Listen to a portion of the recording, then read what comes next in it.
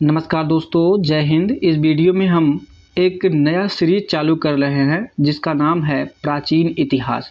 प्राचीन इतिहास में सारे के सारे टॉपिक्स आपको पढ़ाए जाएंगे वन बाय वन करके। ये वीडियो आप अगर किसी भी गवर्नमेंट एग्जाम की तैयारी कर रहे हैं तो उसके लिए बहुत ही हेल्पफुल होगा। इसमें आपको डायरेक्टली जो क्वेश्चन पूछा गया है एग्जाम में वो आपको इसमें मिलेगा, ठीक है। अब बहुत ज़्यादा डीप में हम नहीं बताएंगे, इसमें आप एक नज़र देख लीजिए किस तरीके से इसमें आपको पढ़ाया जाएगा। जो इम्पॉर्टेंट क्वेश्चन है जो डायरेक्टली एग्जाम में पूछा गया है सिर्फ उन्हीं के बारे में बात करेंगे इसमें, ठीक है। और बेसिकली हम इसमें जो है आपको क्या पढ़ाएंगे, इसमें आपको पढ़ाएंगे हम प्राग ऐतिहासिक काल के बारे में। लेकिन उससे पहले हम जान लेते हैं कि इतिहास होता क्या है, इतिहास को कितने भागों में डिवाइड किया गया है, इतिहास का जो भी सारा ब्यौरा है वो सब हम इसमें देख लेते हैं, ठीक है। तो प्राचीन इतिहास का आज पहला सीरीज है, इसको शुरू करते हैं। सबसे पहले हम देखते हैं कि इतिहास होता क्या है। देखिए, अतीत में घटित घटनाओं का विवरण इतिहास कहलाता है। मतलब इतिहास अतीत में घटित घटनाओं का विवरण है। अतीत का अध्ययन इतिहास कहलाता है, ठीक है। इसका मतलब आप समझिए, जैसे कि अतीत में जो घटनाएं घट चुकी हैं, मतलब आपके पास्ट में जो घटनाएं घट चुकी हैं वो इतिहास में शामिल हो जाती हैं, ठीक है। जैसे ये नहीं हुआ कल को कोई नशेड़ी जो है दारू पी के सबको गाली देता था और वो मर गया तो इतिहास में शामिल हो गया, ठीक है। ऐसी नई चीज़ें होती हैं, ठीक है ना। तो इतिहास क्या होता है बाबू, ऐसा जो मानव जीवन को प्रभावित करे, मानव जीवन को प्रभावित करने, जैसे गांधी जी का इतिहास जो हो गया ये आपका किस में हो जाएगा बाबू, इतिहास मतलब हो जाएगा, ठीक है। भीमराव अंबेडकर जी का इतिहास हो गया, ठीक है। ये सब इतिहास में शामिल हो जाएंगे। ऐसा सब नहीं है कुत्ते का एक्सीडेंट हो गया तो इतिहास में शामिल हो गया, नहीं, ऐसी कोई बात नहीं है। तो इतिहास किसे कहते हैं? इतिहास अतीत में घटित घटनाओं का विवरण है और अतीत का अध्ययन ही इतिहास कहलाता है। अब हम आपको बता दें कि इतिहास, इति का मतलब होता है इस प्रकार और हा का मतलब होता है वास्तव में या सच में ही। इस प्रकार वास्तव में किसी घटना का घटित होना, ठीक है। आज का मतलब क्या होता है, घटित होना। इस प्रकार वास्तव में किसी घटना का घटित होना इतिहास कहलाता है। अब हम बात करें, इतिहास के जनक हेरोडोटस को कहा जाता है। अब देखिए, हिस्ट्री का यच और हेरोडोटस का यच, हिस्ट्री का यच और हेरोडोटस का यच मतलब हिस्ट्री की खोज या इतिहास की खोज हेरोडोटस ने की थी। अब यहाँ पे हम बात करें इतिहास को पढ़ने के मुताबिक इसको 3 वर्गों में डिवाइड किया गया है: प्राग ऐतिहासिक काल, आद्य ऐतिहासिक काल और ऐतिहासिक काल। प्राग ऐतिहासिक काल प्री हिस्टोरिक पीरियड, इसका जो है अंग्रेजी जरूर याद कर लेगा, बहुत ही इंपॉर्टेंट है। आद्य ऐतिहासिक काल प्रोटो हिस्टोरिक पीरियड और ऐतिहासिक काल हिस्टोरिक पीरियड, ठीक है। इसमें हम बात कर रहे हैं आपको प्राग ऐतिहासिक काल में। प्राग ऐतिहासिक काल किसे कहते हैं? इस काल में मानव किसी लिपि और लेखन कला से परिचित नहीं था। मतलब उस समय मानव को ना कोई लिपि आती थी ना कोई लेखन व्यवस्था आती थी, मतलब वो लिखना पढ़ना नहीं जानता था। इसमें आपके एग्जाम्पल के तौर पे आते हैं पाषाण काल और एक आता है ताम्रकाल, ठीक है। बेसिकली इस वीडियो में हम यही कवर करेंगे और नेक्स्ट वीडियो में हम इसको कवर करेंगे, ठीक है। उसके बाद ये कुछ दिनों तक चलेगा ऐतिहासिक काल, ठीक है। तो इतिहास को 3 वर्गों में डिवाइड किया गया है: प्राग ऐतिहासिक काल, आद्य ऐतिहासिक काल और ऐतिहासिक काल। प्राग ऐतिहासिक काल किसे कहते हैं बाबू? जिसमें मानव किसी लिखित मतलब जिसके बारे में कोई लिखित साक्ष्य ना मिले, ठीक है। मतलब जिस समय मानव किसी लिपि और लेखन कला से परिचित नहीं था, जैसे कि पाषाण काल और ताम्रकाल हो गया। हम बात करें आद्य ऐतिहासिक यानी कि प्रोटो हिस्टोरिक पीरियड की, तो इसमें किसी लिपि से परिचित तो था पर पढ़ी नहीं जा सकी हो। मतलब आपको लिखना तो आता है लेकिन आपको कोई उसको पढ़ नहीं पाया, जैसे कि हड़प्पा और सिंधु की सभ्यता, सिंधु घाटी सभ्यता और हड़प्पा सभ्यता, ठीक है। उसमें लिखे गए हैं लेकिन आज तक कोई पढ़ नहीं पाया है। फिर हम बात करें ऐतिहासिक काल की, तो ऐतिहासिक काल में मानव किसी न किसी लिपि से परिचित था पर वह पढ़ी भी जा चुकी हो, ठीक है। मतलब उसको लिखना भी आता था और उसको सब पढ़ भी लिए हैं। इसमें आपका प्राचीन इतिहास आता है, आधुनिक इतिहास आता है और मध्यकालीन इतिहास आता है, ठीक है। और ये देखिए इसी के पार्ट हैं ये सब जो हैं प्राग ऐतिहासिक काल और आद्य ऐतिहासिक काल, ये इसी के जो है प्राचीन हिस्ट्री के ही पार्ट हैं। लेकिन ये सभी काल जो है बहुत ही पहले के काल थे, इसलिए इसको जो है पढ़ने के तौर पे अलग कर दिया गया ताकि आपको पढ़ने में आसानी हो।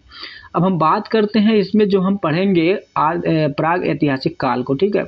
प्राग ऐतिहासिक काल को हम पढ़ेंगे। इसमें देखिए आपको बताए दिए हैं कि जो इस काल में मानव किसी लिपि और लेखन कला से परिचित नहीं था।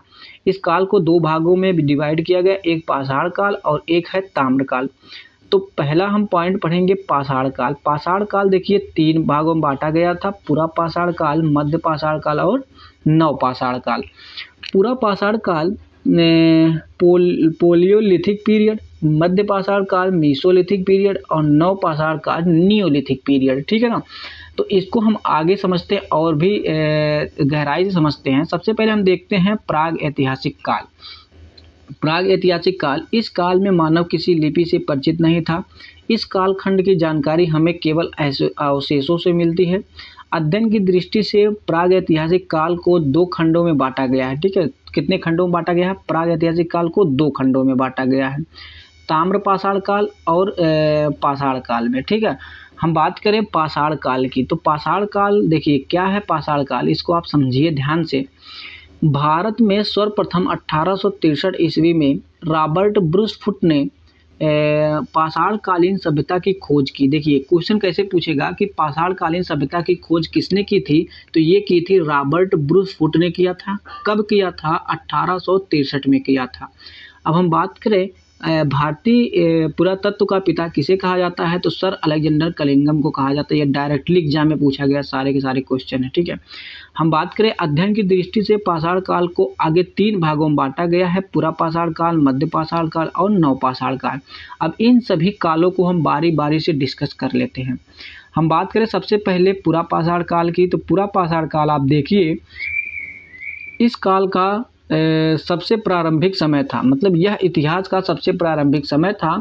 इसकी काल अवधि 20 लाख ईसा पूर्व से 12,000 ईसा पूर्व मानी जाती है। देखिए ये जो फैक्ट है मैंने इसको एनसीईआरटी से उठाया है ताकि आप जो है इसको मतलब इधर का जो भी काल रहेगा वो पूछेगा नहीं जनरली, लेकिन जो हिस्ट्री में जो होता है वो एनसीईआरटी का मान्य होता है। तो एनसीईआरटी में यही लिखा गया है कि पूरा पाषाण काल का जो काल अवधि था वो 20 लाख ईसा पूर्व से 12,000 ईसा पूर्व मानी जाती है। इसी समय के मानव को आदि मानव कहा जाता है। ठीक है, तो क्वेश्चन कैसे पूछेगा कि आदि मानव किस काल को कहा जाता है, तो यह आदि मानव किस काल में रहते थे, तो बाबू ये किस काल में रहते थे? पूरा पाषाण काल में रहते थे। अब यहाँ पे आप देखिए एक एक पॉइंट करके, बहुत ही इंपॉर्टेंट है। इस काल में मानव का जीवन अस्थिर था, शिकार करके वह भोजन का संग्रह करता था। मतलब इस समय मानव यायावर या घुमक्कर था। इस तरीके से आप समझिए कि जब आप छोटे थे तो कहीं भी कोई भी कुछ दे देता था, खा लेते थे, पी लेते थे, इधर उधर उघारे घूमते थे। ठीक है, तो सेम वैसी कंडीशन है। अभी आप इसमें देखिए पूरा पाषाण काल जो है इसमें आप पैदा हुए, उसके बाद मध्य पाषाण काल में थोड़ा आप जो है सभ्य हो जाएंगे, उसके बाद नव पाषाण काल में आप एकदम मॉडर्न हो जाएंगे। ठीक है, बस इसी लॉजिक को आपको यहाँ पे लगाना है। फिर हम बात करें इस समय का मानव खाना बदोश था। ठीक है, खाना बदोश था इस समय का मानव। इस समय मानव की सबसे बड़ी उपलब्धि आग की खोज थी। डायरेक्टली एग्जाम में पूछा जाता है कि आग की खोज किस काल में हुई थी, तो ये बाबू हुई थी पूरा पाषाण काल में हुई थी।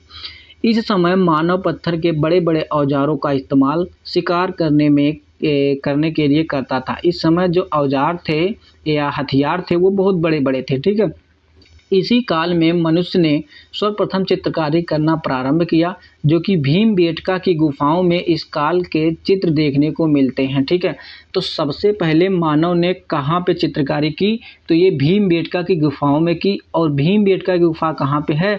ये मध्य प्रदेश में स्थित है, मध्य प्रदेश के रायसेन जिले में स्थित है। ठीक है, फिर यहाँ पे हम आगे बात कर लेते हैं अब मध्य पाषाण काल के बारे में। मीसोलिथिक पीरियड, देखिए यह काल पूरा पाषाण काल और नव पाषाण काल के बीच का संक्रमण काल था। मतलब आप देखिए पूरा पाषाण काल और नव पाषाण काल के बीच में, इसीलिए तो इसका नाम मध्य पाषाण काल रखा गया है। तो इसकी काल अवधि 12,000 ईसा पूर्व से 10,000 ईसा पूर्व मानी जाती है। इसमें हम फैक्ट समझते हैं, इस काल में मानव ने पशुपालन करना आरंभ किया था। क्वेश्चन पूछता कैसे है कि पशुपालन करना मानव ने किस काल में आरंभ किया, तो ये मध्य पाषाण काल में आरंभ किया था। नेक्स्ट है, इस समय में या इस समय के मानव ने छोटे और नुकीले हथियारों का प्रयोग करना शुरू कर दिया। छोटे हथियारों को माइक्रोलिथ कहा जाता है। ये क्वेश्चन बार बार रिपीट हुआ है कि माइक्रोलिथ किसको कहा जाता है, छोटे औजारों को कहा जाता है। ठीक है, मनुष्य द्वारा पाला गया पहला जानवर कौन था, कुत्ता था। ये किस काल में पाला गया था, तो ये बाबू मध्य पाषाण काल में पाला गया था। नेक्स्ट हम बात करें तो नवपाषाण काल की। मध्य पाषाण काल के बाद नवपाषाण काल का आरंभ होता है। इसकी काल अवधि 10,000 ईसा पूर्व से 3,000 ईसा पूर्व मानी जाती है। एकदम सिंपल है, देखिए आपको पूरा पाषाण जो आपका है वो कब से कब तक है बाबू, देखिए 20 लाख से लेकर 12,000 ईसा पूर्व है। ठीक है, उसके बाद मध्य पाषाण के कितना है, 12,000 से लेकर कितना है, 10,000 ईसा पूर्व है। ठीक है, उसके बाद नवपाषाण काल है 10,000 से लेकर के 3,000। ठीक है ना, ये बहुत ही डिफिकल्ट नहीं है, इसको आप ऐसे ही याद कर सकते हैं। ठीक है, इसको हम फैक्ट देखते हैं। इस काल में मानव ने अस्थायी आवास बना लिया। इस समय मनुष्य ने कृषि करना प्रारंभ कर दिया और साथ में विधिवत पशुपालन की शुरुआत कर दी। ठीक है, जैसे कि आप खुद ही लॉजिक लगाइए, जब आप कृषि करेंगे तो आपको एक जगह रहना पड़ेगा। ये नहीं है कि अगर आप भारत में कृषि कर रहे हैं और जाके आप इंग्लैंड में रह रहे हैं, इस तरीके से नहीं। आप जहाँ कृषि करेंगे आपको वहीं रहना पड़ेगा। ठीक है, तो अस्थायी आवास बना लिया, कृषि करना शुरू कर लिया। और बहुत ही इंपॉर्टेंट क्वेश्चन जो कि एग्जाम में बारी बारी से पूछता है, पहिए की खोज हो गई थी। इस काल में पहिए की खोज हुई थी, मतलब नवपाषाण काल में पहिए की खोज हो गई थी। हम बात करते हैं अब ताम्रपाषाण काल की। एक समय था जब नवपाषाणिक काल के आखिरी समय में ही ताम्रपाषाण युग की शुरुआत हो गई। इस समय मानव ने तांबे की खोज कर ली, या तो इस तरीके से पूछा जाता है कि मानव ने सर्वप्रथम किस धातु को खोजा, तो ये तांबे को खोजा था। और ताम्रपाषाण काल को हम चाल्कोलिथिक पीरियड कहते हैं। एग्जाम में पूछा गया, इसकी अंग्रेजी पूछी गई एग्जाम में बाबू। ठीक है ना, नेक्स्ट हम बात करें, इस काल में मनुष्य ने पत्थरों के साथ तांबे के उपकरणों का उपयोग भी करना शुरू कर दिया था। ठीक है, फिर हम आगे बात कर लेते हैं इंपॉर्टेंट पॉइंट की, जो कि आपको एग्जाम में डायरेक्टली क्वेश्चन पूछे जाते हैं। जैसे कि सबसे पहले मनुष्य ने कौन सा पालतू जानवर पाला, तो ये कुत्ता पाला। सबसे पहले मनुष्य ने कौन सी धातु की खोज की, तो तांबे की खोज की। सबसे पहले मनुष्य ने जौ और गेहूं की खेती की। सबसे पहले मनुष्य ने कौन सी खेती की, तो जौ और गेहूं की खेती की। अब हम बात करते हैं मेहरगढ़ बलूचिस्तान में जो कि है। मेहरगढ़ कहाँ बाबू, बलूचिस्तान। ठीक है, जो कि बलूचिस्तान में है। मनुष्य ने पहली कृषि यहीं पे की थी। पहली कृषि कहाँ पे की थी, बलूचिस्तान मेहरगढ़ में की थी। ये पाकिस्तान में स्थित है। नेक्स्ट हम बात करें बुर्ज होम, जो कि कश्मीर में है। यहाँ पर मनुष्य जमीन के अंदर गड्ढा बनाकर, जिसको गर्तावास कहते हैं, में रहता था। और यहाँ पर मनुष्य के साथ कुत्ते को दफनाए जाने का प्रमाण मिलता है। ठीक है, यहाँ देखिए बुर्ज होम जो है ये कश्मीर में है। यहाँ ज़मीन के अंदर आदमी गड्ढा बना के रहता था, क्योंकि वहाँ पे थोड़ी ठंडी थी। ठीक है, फिर हम बात करें कोल्डिहवा उत्तर प्रदेश, ये इलाहाबाद में स्थित है। सबसे पहले चावल के प्रमाण मिलते हैं। चावल के प्रमाण सबसे पहले कहाँ मिलते हैं, कोल्डिहवा इलाहाबाद में मिलते हैं। हम बात करें भीमबेटका की, अभी आगे आपको बताए थे हम भीमबेटका जो कि मध्य प्रदेश में है। भीमबेटका की गुफाओं में मनुष्य द्वारा बनाए गए सबसे पहले शैल चित्रों का प्रमाण मिलता है। सबसे पहले शैल चित्र या चित्रकारी मानव ने कहाँ किया था, तो ये भीमबेटका की गुफाओं में किया था। उम्मीद करता हूँ ये सारे के सारे पॉइंट्स आपको बहुत ही आसानी से समझ में आए होंगे। इसका PDF आप लोग डाउनलोड कर लीजिएगा, पूरा नोट कर लीजिएगा। ठीक है, और कोई भी दिक्कत हो कमेंट जरूर करिएगा। किसी भी टॉपिक पे वीडियो बनवाना हो तब भी कमेंट करिएगा। तो मिलते हैं नेक्स्ट वीडियो में, तब तक के लिए जय हिंद जय भारत।